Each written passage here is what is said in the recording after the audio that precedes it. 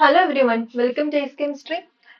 ഇന്ന് നമ്മൾ ഓർഗാനിക് കെമിസ്ട്രിയിലെ ഫസ്റ്റ് മൊഡ്യൂൾ സ്റ്റാർട്ട് ചെയ്യാൻ പോവാണ്. ആ module electron displacement effect and aromaticity എന്നാണ് നമ്മൾ സിലബസിൽ പറഞ്ഞിരിക്കുന്ന ഫസ്റ്റ് മൊഡ്യൂൾ വരുന്നത്. അപ്പോൾ ആ മൊഡ്യൂൾ നമ്മൾ എടുക്കുന്നത് അതിന് മുന്നേ നമുക്ക് എന്ത് ചെയ്യണം, ബേസിക് ആയിട്ട് കുറച്ച് കാര്യങ്ങൾ അത് ഡയറക്റ്റ് ആയിട്ട് സിലബസിൽ പറഞ്ഞിട്ടില്ലെങ്കിലും നമുക്ക് ക്വസ്റ്റ്യൻസ് വരുന്നതാണെങ്കിൽ നമുക്ക് ഇനി ഫർദർ ഓർഗാനിക് കെമിസ്ട്രി പഠിക്കാൻ വേണ്ടി യൂസ്ഫുൾ ആവുന്ന കുറച്ച് കാര്യങ്ങളാണ് ഫസ്റ്റ് ക്ലാസ്സിൽ പറയുന്നത്. നാളെ തൊട്ട് കംപ്ലീറ്റ് ആയിട്ട് എന്ത് ചെയ്യുന്നു, സിലബസ് ആ ഫസ്റ്റ് ടോപ്പിക്കിൽ നമുക്ക് സ്റ്റാർട്ട് ചെയ്യാം. ഇത് അതിന് മുന്നേ നമ്മൾ അറിഞ്ഞിരിക്കേണ്ട എന്ന ക്വസ്റ്റ്യൻസ് ഒക്കെ വന്നിട്ടുള്ള ഒരു ഏരിയ തന്നെയാണ് കേട്ടോ. അപ്പൊ നമുക്ക് സ്റ്റാർട്ട് ചെയ്യാം. നമ്മൾ ഓർഗാനിക് കെമിസ്ട്രിയിൽ ബേസിക് ആയിട്ട് അറിഞ്ഞിരിക്കേണ്ട കുറെ കാര്യങ്ങളുണ്ട്, അതാണ് നമ്മൾ ഇന്ന് സ്റ്റാർട്ട് ചെയ്യുന്നത്. അപ്പൊ ആദ്യം ഞാൻ എടുക്കുന്നത് ന്യൂക്ലിയോഫൈലും ഇലക്ട്രോഫൈലും ആണ്. നമ്മൾ ന്യൂക്ലിയോഫൈൽസും ഇലക്ട്രോഫൈൽസും എല്ലാ റിയാക്ഷനും നമ്മൾ കാണുന്നതാണ്. അപ്പൊ ഇതില് ഫസ്റ്റ് എന്താണ് ന്യൂക്ലിയോഫൈൽ? ന്യൂക്ലിയോഫൈൽ എന്താണ്? ഒരു ഇലക്ട്രോൺ റിച്ച് സ്പീഷീസ് അല്ലെ. ഇലക്ട്രോൺ റിച്ച് ആയിട്ടുള്ള ഇലക്ട്രോൺ എക്സ്ട്രാ ആയിട്ടുള്ള ഇലക്ട്രോൺ ഡൊണേറ്റ് ചെയ്യാൻ പറ്റുന്ന, അതായത് donate electrons to electrophile from അവരുടെ ഓർബിറ്റൽസ്, ആ മോളിക്യൂളിന്റെ പല പല ഓർബിറ്റൽസ് അതെന്ത് ചെയ്യുന്നു, ഇലക്ട്രോഫൈലിന്. ഇലക്ട്രോഫൈൽ എന്ന് പറഞ്ഞാൽ ഇലക്ട്രോൺ ഡെഫിഷ്യന്റ് ആയിട്ടുള്ള സ്പീഷീസ് ആണ്, നമ്മൾ ഇ പ്ലസ് എഴുതും. അപ്പൊ ഇലക്ട്രോഫൈലിന് ഇലക്ട്രോൺസ് അങ്ങോട്ട് ഡൊണേറ്റ് ചെയ്യുന്ന സ്പീഷീസ് ആണ് ന്യൂക്ലിയോഫൈൽ. ഏതൊക്കെ ഓർബിറ്റൽസ് എന്നാണ്? NB. NB എന്ന് പറഞ്ഞാൽ നോൺ ബോണ്ടിങ് ഓർബിറ്റൽ, അതായത് നമ്മുടെ ലോൺ പെയർ ഓഫ് ഇലക്ട്രോൺ നിൽക്കുന്ന ബോണ്ട് ചെയ്യാത്തതല്ല, അതാണ് NB എന്ന് പറയുന്നത്. പിന്നെ പൈ, അതിന്റെ പൈ ഓർബിറ്റൽ ഡൊണേറ്റ് ചെയ്യാം. അതായത് അൺസാച്ചുറേഷൻ ഡബിൾ ബോണ്ടും ത്രിബിൾ ബോണ്ടും ഒക്കെ ഉള്ള മോളിക്യൂൾസ് അവർക്ക് പൈ ഓർബിറ്റൽ ഉണ്ടാകും. പിന്നെ സിഗ്മ ഓർബിറ്റൽ. അതോ NB-ന്നോ പൈന്നോ സിഗ്മയെന്നോ എന്ത് ചെയ്യാം, ഇത് ഇലക്ട്രോഫൈലിന് ഇലക്ട്രോൺസ് ഡൊണേറ്റ് ചെയ്യാൻ ഈ ന്യൂക്ലിയോഫൈലിന് പറ്റും. ഓക്കെ, അപ്പൊ നമുക്ക് പലതരത്തിൽ ന്യൂക്ലിയോഫൈൽസ് പറയാം, ഒരുപാട് എക്സാമ്പിൾസ് ഉണ്ട്. അപ്പൊ ആദ്യം നമ്മൾ എടുക്കുന്നത് ന്യൂക്ലിയോഫൈൽ വിത്ത് NB ഇലക്ട്രോൺസ്, അതായത് അതിന്റെ ഇലക്ട്രോൺസ് എവിടെയാണ്, ഈ ഡൊണേറ്റ് ചെയ്യാൻ നിൽക്കുന്ന ഇലക്ട്രോൺസ് എവിടെയാണ്? നോൺ ബോണ്ടിങ് ഓർബിറ്റലിലാണ്, അതായത് ലോൺ പെയർ ആയിട്ട് നിൽക്കുകയാണ് ഇലക്ട്രോൺസ്. ഓക്കെ, ഇതാണ് നമ്മൾ ഫസ്റ്റ് എടുക്കുന്ന കേസ്. അതിൽ ഏതൊക്കെയാണ് നോക്കാം. ആദ്യത്തെ നമുക്ക് രണ്ടായിട്ട് ക്ലാസിഫൈ ചെയ്യാം. ഒന്ന് എന്ന് പറയുന്നത് ന്യൂട്രൽ ന്യൂക്ലിയോഫൈൽ. ന്യൂട്രൽ ന്യൂക്ലിയോഫൈൽ പറഞ്ഞാൽ ചാർജ് ഒന്നുമില്ല അല്ലെ, ന്യൂട്രൽ ആയിട്ട് ന്യൂക്ലിയോഫൈൽ, ചാർജ് ഇല്ലാത്തതാണ്. ന്യൂട്രൽ ന്യൂക്ലിയോഫൈൽ എക്സാമ്പിൾ ആണ് നമുക്ക് അറിയുന്ന ഒരുപാട് ന്യൂക്ലിയോഫൈൽസ് ഉണ്ട്. വാട്ടർ ഒന്നാമത്തെ H2O. ഇവിടെ ഓക്സിജൻ ആണ്, ഓക്സിജന്റെ കയ്യിലാണ് ലോൺ പെയർ ഉള്ളത്. ഓക്സിജന്റെ NB orbital, oxygen lone pair ഉണ്ട്. അപ്പൊ അതുകൊണ്ട് ഈ ലോൺ പെയർ എന്ത് ചെയ്യുന്നു, ഡൊണേറ്റ് ചെയ്യുന്നു. അപ്പൊ എവിടെന്ന് വെച്ചാൽ നോൺ ബോണ്ടിങ് NB അല്ലെ, നോൺ ബോണ്ടിങ് ഓർബിറ്റൽ ആണ് ഇലക്ട്രോൺസ്. വേറെ എന്തെങ്കിലും ഒരു ഇലക്ട്രോഫൈൽ വരുമ്പോൾ ഈ H2O എന്ത് ചെയ്യുന്നു, ഈ ഓക്സിജൻ അതിന്റെ ലോൺ പെയർ ഇലക്ട്രോൺ. അപ്പൊ അതുകൊണ്ട് എന്താണ്, H2 ഒരു ന്യൂക്ലിയോഫൈൽ ആണ്. ഇനി വേറെ എക്സാമ്പിൾസ് ഉണ്ട്. അമോണിയ, NH3, ഇതൊക്കെ നമുക്ക് ഫെമിലിയർ എക്സാമ്പിൾസ് ആണ്. NH3 ammonia. നൈട്രജൻ ആണ് ഡോണർ ആറ്റം വരുന്നത്, ഡോണർ ആറ്റം നൈട്രജൻ ആണ്. പിന്നെ ഫിനോൾ എടുക്കാം, CH5OH അല്ലെ. ഫിനോൾ ഇവിടെ അഗെയിൻ ഓക്സിജൻ ആണ്. പിന്നെ എക്സാമ്പിൾ പറയാനുണ്ടെങ്കിൽ നമ്മുടെ അമൈൻ, RNH2 അമൈൻ എടുക്കാം, അമൈൻ ഉണ്ട്. അതുപോലെ ഹൈഡ്രാസിൻ എടുക്കാം, ഹൈഡ്രാസിൻ വരും NH2NH2 അല്ലെ. ഇവിടെ നൈട്രജൻ ഡോണർ ആറ്റം അല്ലെ. ഇങ്ങനെ നമുക്ക് ന്യൂട്രൽ ന്യൂക്ലിയോഫൈൽസിന് എക്സാമ്പിൾസ് നോക്കി വെക്കാം കേട്ടോ. നമുക്ക് ജസ്റ്റ് നോക്കിയാൽ മതി. ഡോണർ ആറ്റം നമുക്ക് ഏകദേശം ആയിട്ട് ഓക്സിജനും ഹൈഡ്രജനും ഒക്കെയാണ്, നൈട്രജനും ഒക്കെയാണ് ഡോണർ ആറ്റംസ് വരുന്നത്. അപ്പൊ അങ്ങനത്തെ എന്താണ്, ന്യൂക്ലിയോഫൈൽസ് ആണ്. ഇനി അടുത്ത നമുക്ക് പഠിക്കാനുള്ളത്, അതായത് ഈ നോൺ ബോണ്ടിങ് ഓർബിറ്റലിൽ നിന്ന് ഇലക്ട്രോൺസ് ഡൊണേറ്റ് ചെയ്യുന്ന അടുത്ത ടൈപ്പ് നമുക്ക് ആനോണിക് ന്യൂക്ലിയോഫൈൽസ് പറയാം. ആനോണിക് പറഞ്ഞാൽ എന്തായിരിക്കും, ഒരു നെഗറ്റീവ് ചാർജ് ഉണ്ടായിരിക്കും. ബട്ട് ഇവർ ഇവിടുന്നാണ് ഡൊണേറ്റ് ചെയ്യുന്നത്, ഇവിടെ തന്നെയാണ് നോൺ ബോണ്ടിങ് ഓർബിറ്റൽ NB തന്നെയാണ് ഇവരുടെ ഇലക്ട്രോൺസ് ഡൊണേറ്റ് ചെയ്യുന്നത്, എന്നാൽ അവർക്ക് നെഗറ്റീവ് ചാർജ് ഉണ്ട്. അതിന് എക്സാമ്പിൾ ആണ് നമ്മുടെ OH- ഹൈഡ്രോക്സൈഡ് ആനയോൺ. പിന്നെ ഫിനോക്സൈഡ് CH5O- ഫിനോക്സൈഡ് ആനയോൺ ആണ്. പിന്നെ ഉണ്ട് ഒരുപാട് എക്സാമ്പിൾസ്. CH3- മിഥൈൽ കാർബാനിയോൺ അല്ലെ, ഒരു കാർബാനിയോൺ ആണ്. പിന്നെ ആൽക്കോക്സൈഡ് അയോൺ എടുക്കാം, RO-. പിന്നെ NH2- എടുക്കാം. പിന്നെ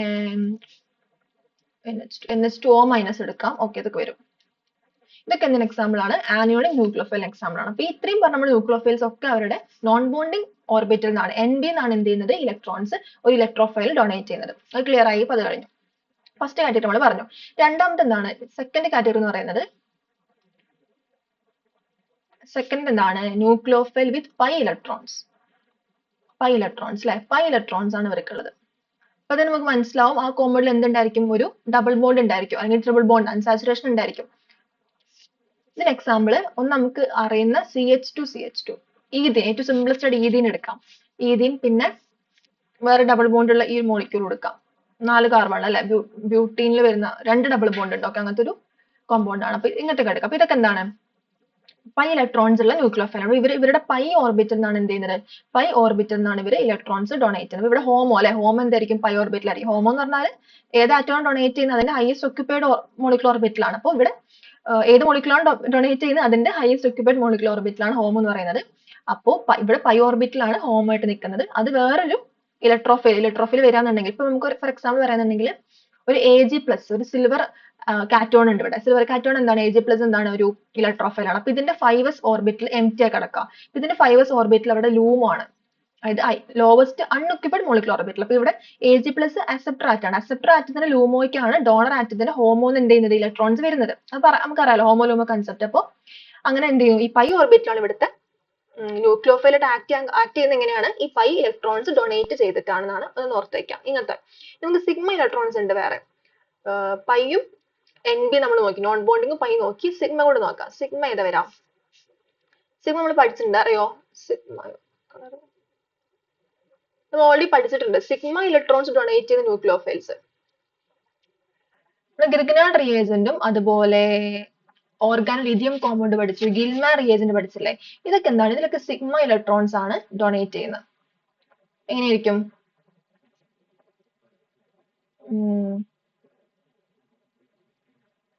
ഓക്കെ മിനിറ്റ്, കുഴപ്പമില്ല. ഓക്കെ, അതായത് നമ്മുടെ RLA ഓർഗാനിക് ലിഥിയം കോമ്പൗണ്ട്, പിന്നെ നമ്മൾ RMgX ഗ്രിഗ്നാർഡ് അല്ലെ, പിന്നെ R2CuL ഗിൽമ, ഇതിലൊക്കെ എന്താ സംഭവിക്കുന്നത്? ഇവിടെ R- ആയിരുന്നു ന്യൂക്ലിയോഫൈൽ. ഇവിടുന്ന് ആക്ച്വലി സിഗ്മ ഇലക്ട്രോൺസ് ആണ് എന്ത് ചെയ്യുന്നത്? ഇവിടെ പോകുന്നത് കേട്ടോ. ഇതിന്റെ സിഗ്മ ഓർബിറ്റലാണ് ഇവിടുത്തെ ഹോമോ എന്ന് പറയുന്നത്. സിഗ്മ ഓർബിറ്റലാണ് ഹോമോ. സോ ഇവിടെ R- എന്ന് പറയുന്നത് ന്യൂക്ലിയോഫിൽ R- ആണ്. ഇവിടെ പൈയോ നോൺ ബോണ്ടിങ് ഒന്നുമില്ല. സോ ഇവിടെ സിഗ്മ ഇലക്ട്രോൺസ് ആണ്. സിഗ്മ ഓർബിറ്റലാണ് ഹോമോ. ഇലക്ട്രോൺസ് ഡൊണേറ്റ് ചെയ്യപ്പെടുന്ന ഏത് ഇലക്ട്രോൺസ് ആ? സിഗ്മ ഇലക്ട്രോൺസ് ആണ്. അപ്പോൾ ഇതാണ് സിഗ്മ ഇലക്ട്രോൺസ് ഉള്ള ന്യൂക്ലിയോഫൈൽ എക്സാമ്പിൾ ആണ്. ഇത് മൂന്നെണ്ണം. അപ്പൊ ഇത്രയും പറഞ്ഞ എല്ലാം ന്യൂക്ലിയോഫൈൽസിന്റെ എക്സാമ്പിൾസ് ആണ്.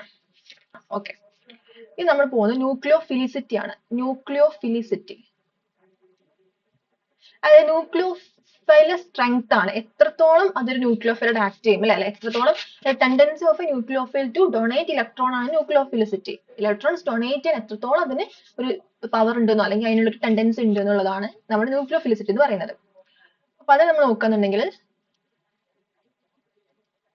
ഒരു മിനിറ്റ്. ഓക്കെ, എന്തൊക്കെ ഫാക്ടേഴ്സ് ആണ് നമുക്ക് നോക്കണം? Factors of nucleophilicity. ഒന്നാമത്തെ കാര്യം ഇലക്ട്രോനെഗറ്റിവിറ്റി ആണ്. ഒന്നാമത്തെ ഫാക്ടർ. അതൊരു ന്യൂക്ലിയോഫൈൽ എത്രത്തോളം ന്യൂക്ലിയോഫിലിസിറ്റി ഉണ്ട് അറിയണമെങ്കിൽ നമ്മൾ ആദ്യം നോക്കേണ്ടത് ഇലക്ട്രോനെഗറ്റിവിറ്റി ആണ്. ഇതെങ്ങനെ നോക്കാം?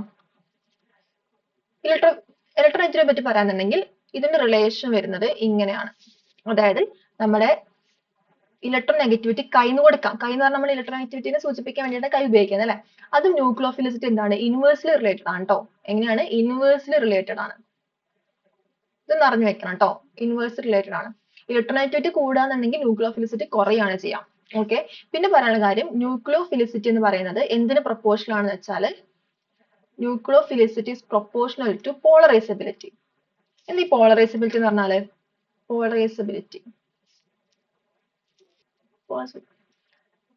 അപ്പൊ ഈ രണ്ട് കാര്യങ്ങൾ ഓർത്ത് വെക്കണം. ന്യൂക്ലിയോഫിലിസിറ്റി എന്ന് പറയുന്നത് ഇലക്ട്രോനെഗറ്റിവിറ്റിക്ക് ഇൻവേഴ്സ്ലി റിലേറ്റഡ് ആണ്, പിന്നെ പോളറൈസബിലിറ്റിക്ക് ഡയറക്ട്ലി റിലേറ്റഡ് ആണ്. ഇത് എങ്ങനെയാണെന്ന് വെച്ചാൽ പറഞ്ഞുതരാം. അതായത് നമുക്കൊരു എക്സാമ്പിൾ എടുക്കാം. ഇപ്പോ 3 ന്യൂക്ലിയോഫൈൽ നമ്മൾ എടുക്കുകയാണ്. ഇവിടെ ഒരു RO- ആൽക്കോക്സൈഡ് ആനയോണ്, പിന്നെ RS- എടുക്കുന്നു, RSC- കമ്പയർ ചെയ്യാൻ വേണ്ടി കേട്ടോ. ഇതെങ്ങനെ കമ്പയർ ചെയ്യും? ഇവിടെ ഡോണർ ആറ്റംസ് ഏതൊക്കെയാണ്? ഒന്ന് O ആണ്, പിന്നെ സൾഫർ ആണ്, പിന്നെ സെലിനിയം ആണ് അല്ലെ.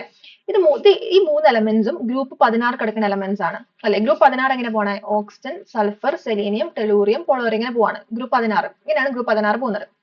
നമുക്കറിയാം താഴേക്ക് പോകുന്തോറും ഇവിടെ ഇലക്ട്രോനെഗറ്റിവിറ്റി എന്താണ്? ഡിക്രീസ് ചെയ്യാണ്. ഒരു ഗ്രൂപ്പ് താഴേക്ക് പോകുമ്പോൾ ഇലക്ട്രോനെഗറ്റിവിറ്റി ഡിക്രീസ് ചെയ്യാണ്. അപ്പൊ ഇലക്ട്രോൺ ഡിക്രീസ് ചെയ്യും, സൈസ് എന്ത് ചെയ്യുന്നുണ്ട്? ഇൻക്രീസ് ചെയ്യുന്നുണ്ട്. സൈസ് ഇൻക്രീസും ചെയ്യാണ്, ഇലക്ട്രോനെഗറ്റിവിറ്റി കൈ എന്ത് ചെയ്യുന്നു? ഡിക്രീസും ചെയ്യുന്നു. ഇങ്ങനെയാണ് ഡൗണിംഗ് ഗ്രൂപ്പ് സംഭവിക്കുന്നത്.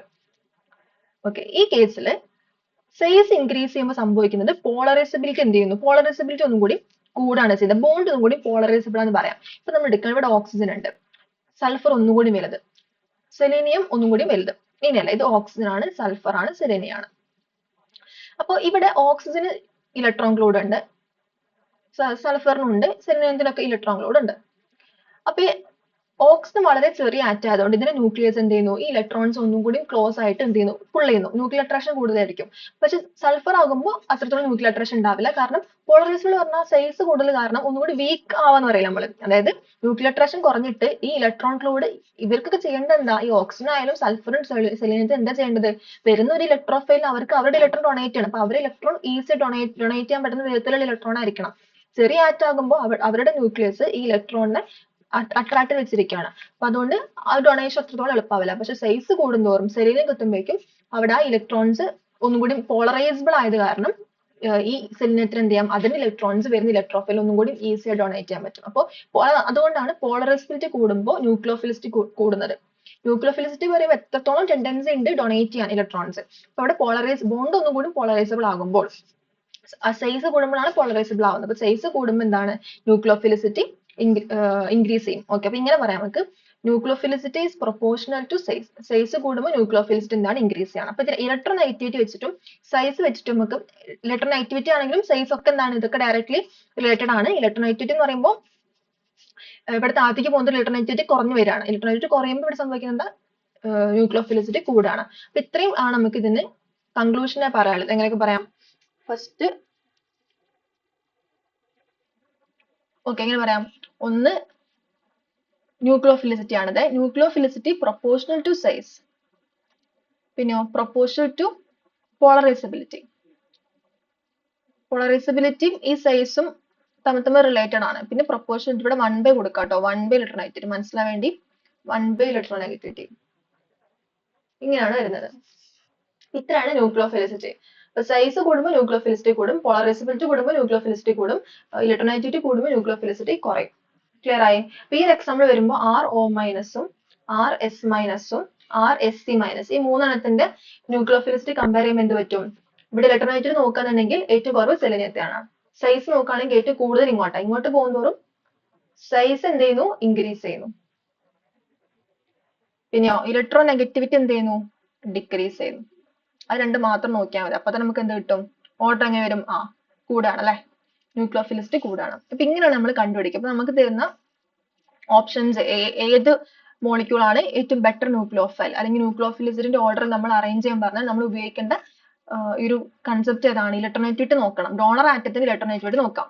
ഓക്കെ, പിന്നെ അതിന്റെ സൈസ് നോക്കണം. പോളറൈസബിലിറ്റി പറഞ്ഞാൽ സൈസ് നോക്കിയാൽ മതി. അപ്പൊ തന്നെ പോളറൈസബിലിറ്റി, സൈസ് കൂടുമ്പോഴാണ് പോളറൈസബിലിറ്റി കൂടുന്നത്. സൈസ് കൂടുമ്പോൾ ബോണ്ട് ഈസ് പോളറൈസബിൾ നമ്മൾ പറയും. അപ്പൊ ഈസി ഡൊണേഷൻ നടക്കും. ക്ലിയർ ആയി? അപ്പൊ ഇതാണ് ഈ കൺസെപ്റ്റ്. ഓക്കെ, ഇതേപോലെ നമുക്ക് എടുക്കാവുന്ന ഒരു അടുത്തൊരു എക്സാമ്പിൾ ആണ് സെയിം വേയില്.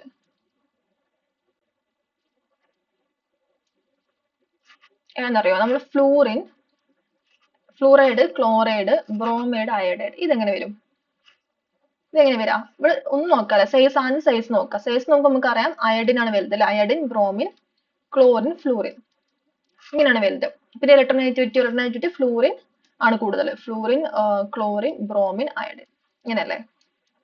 അപ്പോൾ സൈസ് ഏറ്റവും കൂടുതൽ ന്യൂക്ലിയോഫിലിസിറ്റി എപ്പോഴാണ് വരുന്നത്, സൈസ് ഇൻക്രീസ്, സൈസ് ഏറ്റവും കൂടും വേണം. കൈ എന്ന് പറയുന്ന ഇലക്ട്രോനെഗറ്റിവിറ്റി ഏറ്റവും കുറയും വേണം. അപ്പൊ അത് ഏതാ വരുന്നത്, ഇവിടെ അയോഡിൻ ആണ്. അപ്പൊ അയോഡൈഡ് ഇങ്ങോട്ടാണ് അല്ലെ, അപ്പൊ അയോഡൈഡിനാണ് ഇങ്ങനെയാണ് ഓർഡർ വരിക. ഫ്ലൂറിൻ സൈസ് എന്താണ്, വളരെ കുറവാണ്. പിന്നെ ഇലക്ട്രോനെഗറ്റിവിറ്റി വളരെ കൂടുതലാണ്. അതുകൊണ്ട് ഓർഡർ ഇങ്ങനെ വരും. സിമ്പിൾ ആണ്. അപ്പൊ ഇങ്ങനെയാണ് ഈ ക്വസ്റ്റ്യൻ ഇങ്ങനെയാണ് ചെയ്യുന്നത്. ഇനി അടുത്തത്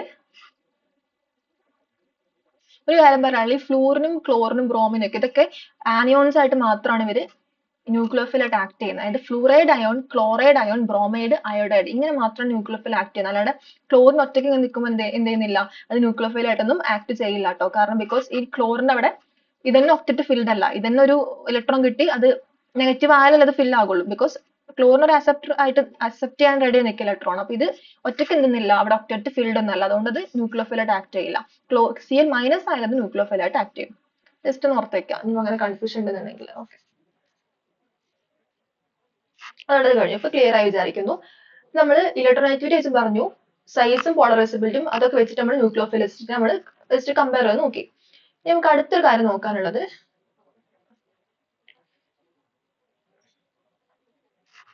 ചാർജ് വെച്ച് പറയാം. ചാർജ് വെച്ച് പറയുമ്പോൾ ഇപ്പൊ നമുക്ക് ഇവിടെ ROH ആൽക്കഹോൾ ഉണ്ട്. അതിൽ കൂടെ എന്തുണ്ട്, RO- ആൽക്കോക്സൈഡ് ഉണ്ട്. ഇത് ആൽക്കഹോൾ ആണ് അല്ലെ, ഇത് ആൽക്കഹോൾ, ഏതൊരു ആൽക്കഹോൾ ആണ്, ഇത് ആനിയോൺ ആണ്. ആൽക്കോക്സൈഡ് പറയാൻ പറ്റത്, H പോയി കഴിഞ്ഞാൽ ആൽക്കോക്സൈഡ് ആനിയോൺ ആയിട്ട് മാറി.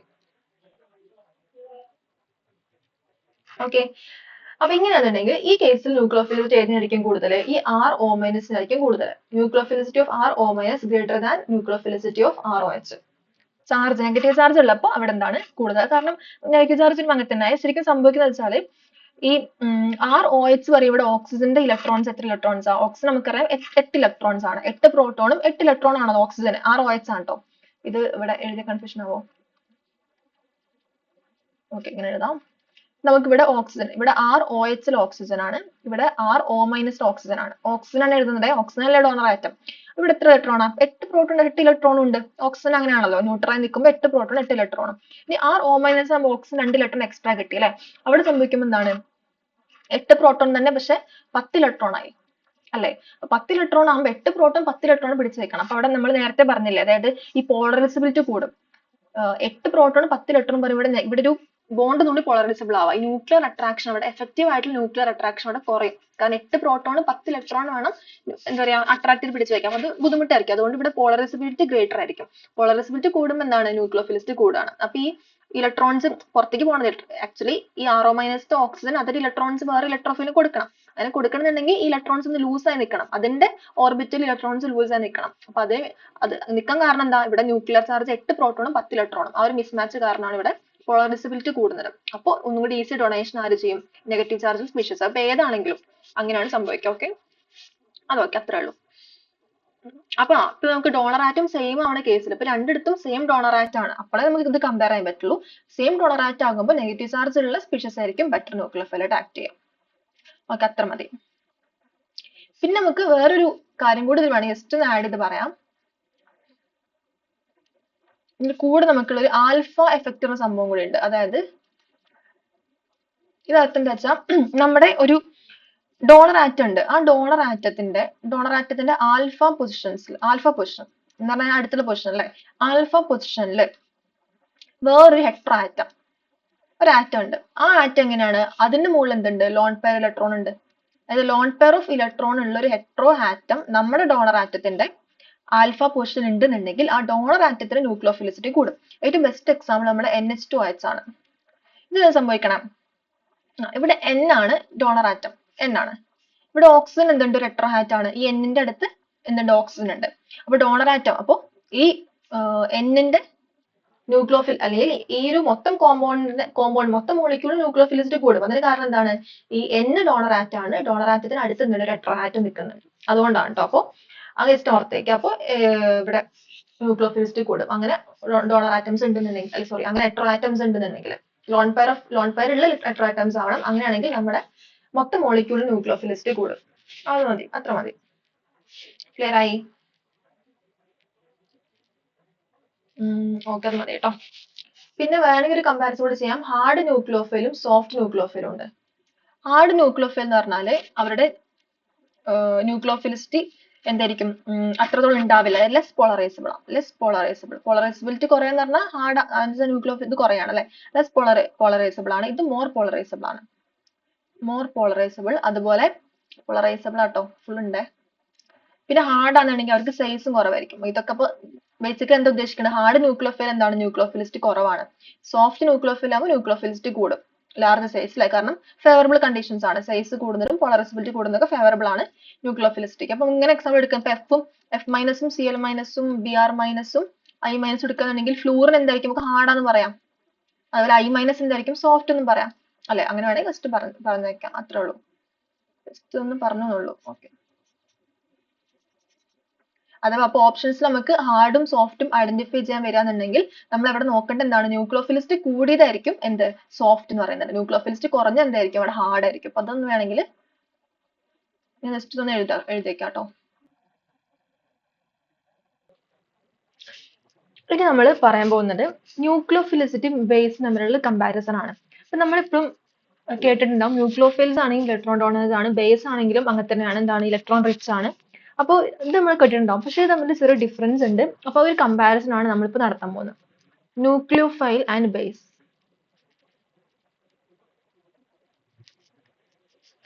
ഓക്കെ, ഇത് കോമൺ ആയിട്ട് നമുക്ക് പറയാൻ പറ്റുന്ന കാര്യം എന്താ? കോമൺ ആയിട്ട് ഒരു തമ്മിലുള്ള കാര്യം എന്ന് പറയുന്നത് രണ്ടും എന്താണ്? ഇലക്ട്രോൺ റിച്ച് ആണ് അല്ലെ. രണ്ടും ഇലക്ട്രോൺ റിച്ച് ആണ്. ന്യൂക്ലിയോഫൈൽ ആണെങ്കിലും ബേസ് ആണെങ്കിലും രണ്ടും ഇലക്ട്രോൺ റിച്ച് ആണ്. രണ്ടിനും എന്തുണ്ട്? ഡോണർ അബിലിറ്റി ഉണ്ട്. അത് ഇലക്ട്രോൺസ് ഡൊണേറ്റ് ചെയ്യുന്ന അബിലിറ്റി ന്യൂക്ലിയോഫൈലിനുണ്ട്, ബേസിനുണ്ട്. അപ്പൊ ഇത് രണ്ടും കോമൺ ആയിട്ട് വരുന്നു. എന്താ ഡിഫറൻസ് വരുന്നത്? എന്താ ഡിഫറൻസ്? ഈ ബേസ് എന്ന് പറയുമ്പോൾ നമുക്കറിയാം എപ്പോഴും അത് H+ന് അത് എച്ച് പ്ലസിനോടുള്ള ഒരു അട്രാക്ഷൻ ആണ് ബേസിന് ഉണ്ടായിരിക്കുക. അതായത് എച്ച് പ്ലസ് ആണത് എച്ച് പ്ലസിന് എന്ത് ചെയ്യുന്നു ഇലക്ട്രോൺസ് കൊടുത്തിട്ട് അത് അതിനെ റിസീവ് ചെയ്യുക അല്ലെ എച്ച് പ്ലസിന് ആയിട്ട് ബോണ്ട് ഉണ്ടാക്കുക. ലൈക്ക് എന്താ പറയാ എച്ച് പ്ലസിനോടുള്ള ഒരു അതായത് ഹൈഡ്രോണിയം അയോണിനോടുള്ള ഒരു ലവ് ആണ് ആർക്കുള്ളത് ബേസിനുള്ളത്. അത് വേണ്ട ഫസ്റ്റ് പറയാറായി.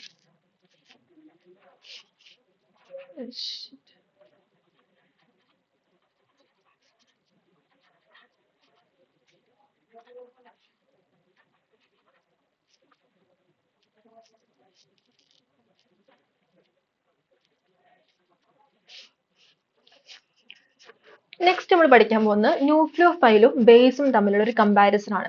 ന്യൂക്ലിയോഫിലും ബേസും രണ്ടും പലപ്പോഴും നമ്മൾ ഒരേപോലെയാണ് സെയിം ആണെന്ന് വിചാരിക്കാറുണ്ട്. അപ്പൊ ശരിക്കും പറഞ്ഞാൽ ഈ ന്യൂക്ലിയോഫിൽ ബേസ് സ്പീഷീസ് അവർ തമ്മിൽ ചില കോമൺ ആയിട്ടുള്ള കാര്യങ്ങളുണ്ട്, അതുപോലെ ഡിഫറൻസും ഉണ്ട്. ഇതാണ് നമ്മൾ നോക്കാൻ പോകുന്നത്. ഫസ്റ്റ് നമുക്ക് കോമൺ ആയിട്ട് എന്താ നോക്കാം. ന്യൂക്ലിയോഫിലും ബേസും കോമൺ രണ്ടുപേരും തമ്മിൽ കോമൺ ഫാക്ടേഴ്സ്. ഒന്നാമത്തെ കാര്യം എന്താണ്, ന്യൂക്ലിയോഫിൽ ആണെങ്കിലും ബേസ് ആണെങ്കിലും രണ്ടും ഇലക്ട്രോൺ റിച്ച് സ്പീഷീസ് ആണ്. Electron rich species. രണ്ടാമത്തെ കാര്യം എന്ന് പറയുന്നത് ഡോണർ അബിലിറ്റി. ന്യൂക്ലിയോഫിലും ബേസിനും രണ്ടിലും എന്തുണ്ട്, ഇലക്ട്രോൺസ് ഡൊണേറ്റ് ചെയ്യാനുള്ള മറ്റൊരു ഇലക്ട്രോൺ ഡെഫിഷ്യന്റ് ആയിട്ടുള്ള ഒരു മോളിക്യൂളിന് ഇലക്ട്രോൺ ഡൊണേറ്റ് ചെയ്യാൻ അബിലിറ്റി ആർക്കുണ്ട്, ഈ രണ്ടെണ്ണത്തിനും ഉണ്ട്. അതാണ് കോമൺ ഫാക്ടർ. ഡിഫറൻസ് എന്ന് പറയുന്നത് എന്താണ്, ന്യൂക്ലിയോഫൈൽ എപ്പോഴും ഡിഫറൻസ് എടുക്കാന്നുണ്ടെങ്കിൽ ബേസിന് കാര്യം എടുക്കാന്നുണ്ടെങ്കിൽ ബേസ് എന്താണ്, ബേസ് എപ്പോഴും എച്ച് പ്ലസ് ആണ് ബേസ് അബ്സ്ട്രാക്ട് ചെയ്യുക. അതായത് എച്ച് പ്ലസിനോടുള്ള ഒരു എച്ച് പ്ലസിനോടായിരിക്കും ഇതിന് കൂടുതൽ ഫേവർ ചെയ്യുക, അല്ലെങ്കിൽ എച്ച് പ്ലസിന് അബ്സ്ട്രാക്ട് ചെയ്യുന്നതാണ് ബേസ്. എച്ച് പ്ലസ് എന്ന ഹൈഡ്രോണിയം അയാണ് അല്ലേ. പക്ഷെ ന്യൂക്ലിയോഫൈൽ ആണെങ്കിലും ന്യൂക്ലിയോഫൈൽ എച്ച് പ്ലസ് അല്ലാത്ത മറ്റ് ഗ്രൂപ്പുകൾ എച്ച് പ്ലസ് അല്ലാത്ത മറ്റ് ഗ്രൂപ്പുകൾ ഉണ്ടാവും അല്ലെ, അതിനാണ് ആര് അറ്റാക്ക് ചെയ്യുന്നത്, ഈ പറഞ്ഞ ന്യൂക്ലിയോഫൈൽ അറ്റാക്ക് ചെയ്യുന്നത്. അത് നമ്മൾ എപ്പോഴും ന്യൂക്ലിയോഫൈൽ ഒരുപാട് കണ്ടിട്ടുണ്ട്, അത് ഇലക്ട്രോൺ ഡെഫിഷ്യന്റ് ആയിട്ടുള്ള കാർബൺ ഒക്കെ അറ്റാക്ക് ചെയ്യുന്നത് കണ്ടിട്ടുണ്ട്. അപ്പോൾ ഒരു മിനിറ്റ്, ഓക്കെ. അപ്പൊ ഈ ഡിഫറൻസ് മനസ്സിലായോ? ബേസ് ആണെങ്കിൽ എച്ച് പ്ലസിനെ ആയിരിക്കും അത് അബ്സ്ട്രാക്ട് ചെയ്യുക, പക്ഷെ ന്യൂക്ലിയോഫൈൽ ആകുമ്പോൾ മറ്റ് ഗ്രൂപ്പുകളെയാണ് അത് അട്രാക്ട് ചെയ്യുക. ഒന്ന് നോക്കി നോക്കാം, അറ്റാക്ക് ചെയ്യാം. നോക്കി നോക്കാം, ഒരു എക്സാമ്പിൾ എടുക്കാന്നുണ്ടെങ്കിൽ ഇവിടെ RCOOH, ഇതിപ്പോ എന്താ ഒരു ആസിഡ് ആണ് അല്ലെ. ഇവിടെ ഇപ്പോൾ OH മൈനസ് ഉണ്ട്.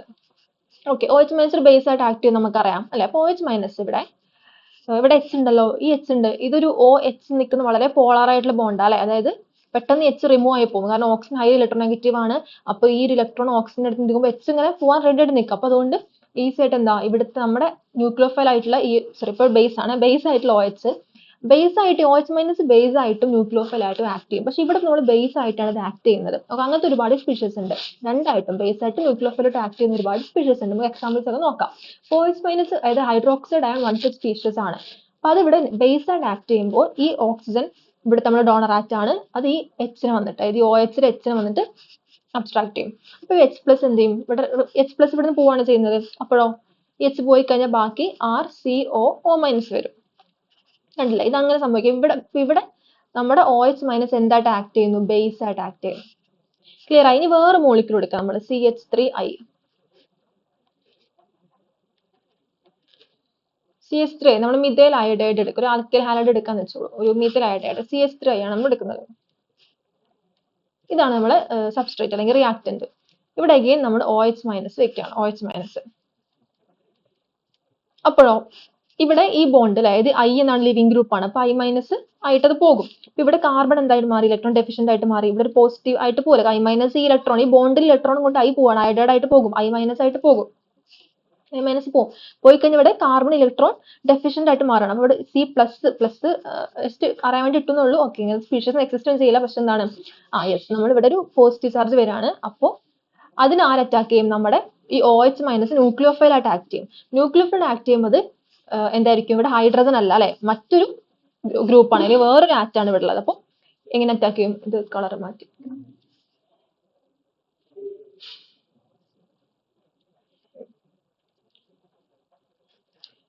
അപ്പോൾ ഈ നമ്മുടെ ന്യൂക്ലിയോഫൈൽ ആയിട്ടുള്ള OH മൈനസ് ഓക്സിജൻ എന്ത് ചെയ്യുന്നു, ഈ കാറാണ് പോയിട്ട് അറ്റാക്ക് ചെയ്യുന്നു. അപ്പൊ നമുക്ക് എന്ത് കിട്ടും, ഇവിടെ CH3, ഇവിടെ ഈ OH ഇങ്ങോട്ട് അറ്റാച്ച് വരും, I പോയില്ല, ബാക്കി OH ഇങ്ങോട്ട് കയറും. ഓക്കെ, ജസ്റ്റ് കിട്ടി.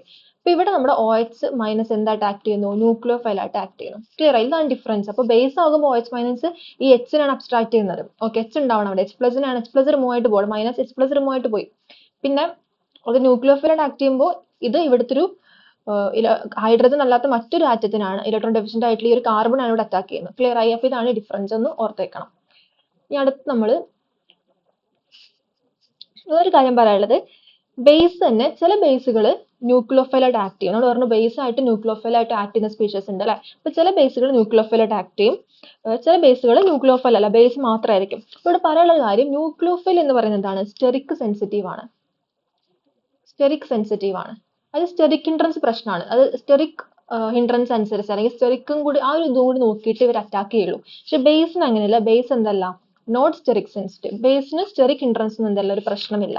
അപ്പൊ ഇതിന് എക്സാമ്പിൾ വെച്ച് നമുക്കിത് മനസ്സിലാവും കേട്ടോ. അപ്പൊ ന്യൂക്ലിയോഫിലിക് ബേസ് പറഞ്ഞാൽ എന്താണ്? ബേസ് ആയിട്ടും ന്യൂക്ലിയോഫൈൽ ആയിട്ടും രണ്ടായിട്ട് ആക്ട് ചെയ്യുന്നതാണ് ന്യൂക്ലിയോഫിലിക് ബേസ്. നമ്മുടെ OH മൈനസ് ഒക്കെ എന്താണ്? ന്യൂക്ലിയോഫിലിക് ബേസ് ആണ്. ന്യൂക്ലിയോഫിലിക് ബേസ് ആണ്, രണ്ടായിട്ടും ആക്ട് ചെയ്യും. ഈ ബേസ് ആയിട്ട് ഓൺലി ബേസ് ആയിട്ട് ആക്ട് ചെയ്യുന്നതാണ് നമ്മുടെ non nucleophilic base. Okay, only base ആയിട്ട് ആക്ട് ചെയ്യുന്നത് non nucleophilic based on non nucleophilic ആയിരിക്കും ഓൺലി ബേസ് ആയിട്ട് ആക്ട് ചെയ്യുന്നത്. ഫോർ എക്സാമ്പിൾ പറയുന്നത് നമ്മുടെ വലിയ വലിയ കുറച്ച് ബേസുകളുണ്ട്. ഇപ്പൊ LD ഒക്കെ പോലെ.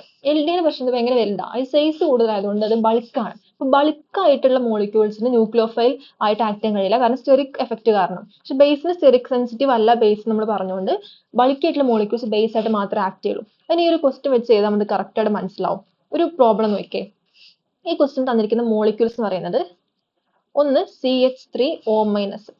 ഓക്കെ, ഇതാണ് ആദ്യത്തെ കേട്ടോ, CH3. രണ്ടാമത്തേത് ഇവിടെ CH3, ഇവിടെ H, ഇവിടെ H, O-. മൂന്നാമത്തെന്ന് പറയുന്നത് മൂന്ന് CH3 പേരാണ്, 3 CH3. ഓക്കെ, അതിന്റെ കൂടെ ഇവിടെ O-. അപ്പൊ ഇവിടെ എന്താണ്? ഡോണർ ആയിട്ട് ഒക്കെ O- തന്നെയാണ്. എല്ലാം ആൽക്കോക്സൈഡുകളാണ്. ഡിഫറൻസ് ഇവിടെ വരുന്നത് നമ്മുടെ ഈ ഒരു കാർബണിന്റെ മുകളിലുള്ള സബ്സ്റ്റുവൻസ്. ഇവിടെ എന്താണ്? 3 ഹൈഡ്രജനാ. ഇവിടെ ഒരു ഹൈഡ്രജൻ മാറിയിട്ട് മിഥൈൽ ഗ്രൂപ്പ് വന്നു. ഇവിടെ 3 ഹൈഡ്രജൻ പോയിട്ട് മിഥൈൽ ഗ്രൂപ്പ് വന്നു. അപ്പൊ ഇങ്ങനെ എടുക്കാന്നുണ്ടെങ്കിൽ അവിടെ ഒന്നും കൂടി ഉണ്ട് കേട്ടോ. ഓക്കെ, നമ്മൾ ഒരു ഹൈഡ്രജൻ മിസ്സാക്കി അല്ലേ. 2 ഹൈഡ്രജൻ മിഥൈൽ ഗ്രൂപ്പ് സബ്സ്റ്റിറ്റ്യൂട്ട് ചെയ്യുന്ന ഈ കേസ് ഇത്രയുണ്ട്. ഇത് നമ്മൾ എങ്ങനെ ഇതിന്റെ ബേസ് ന്യൂക്ലിയോഫിലിസിറ്റി നോക്കാന്നുണ്ടെങ്കിൽ ഏതിനായിരിക്കും ഹൈയസ്റ്റ് ന്യൂക്ലിയോഫിലിസിറ്റിയും ഹൈയസ്റ്റ് ബേസും?